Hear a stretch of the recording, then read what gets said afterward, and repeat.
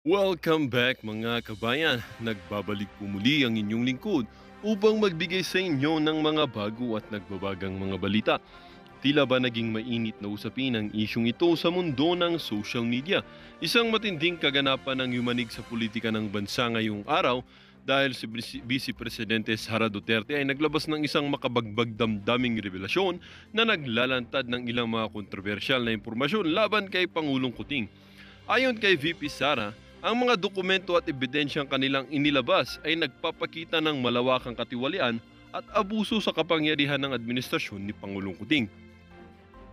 Sa isang talumpating puno ng emosyon, kanyang sinabi, "Hindi ko na kayang manahimik habang ang ating bansa ay nalulugmok sa ilalim ng isang pamahalaang puno ng anomalya at katiwalian. Panahon na upang malaman ng taong bayan ang katotohanan." Ang mga aligasyon na ito ay nagdulot ng malaking pagkabigla hindi lamang sa Kamara kundi pati na rin sa buong bansa. Ayon sa mga ulat, ang mga dokumentong inilabas ni VP Sara ay naglalaman ng mga detalye tungkol sa umano'y mga illegal na transaksyon, pag-abuso sa pondo ng gobyerno at iba pang mga irregularidad na direktang kinakasangkutan ni Pangulong Kuting. Agad namang naglabas ng pahayag ang palasyo.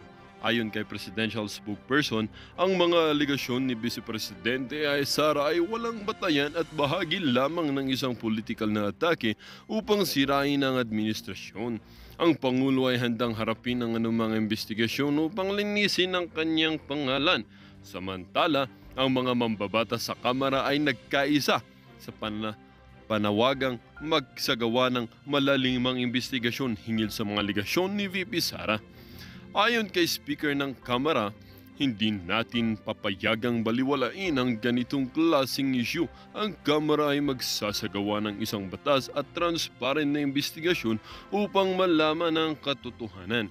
Sa kabila ng kasalukuyang kaguluhan na nanatiling buwang loob ni VP Sara, ang aking hangarin ay hindi upang sirain ang sinuman, kundi upang ipaglaban ang kapakanan ng ating bayan, aniya.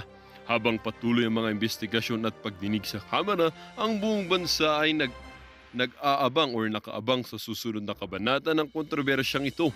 Ang katanungan ngayon ng marami ay, masusugpo kaya ang katiwalian sa ilalim ng kasalukuyang administrasyon? At kung mapatunayang may katotohanan ng mga aligasyon, ano ang magiging kinabukasan ni Pangulong Kuting?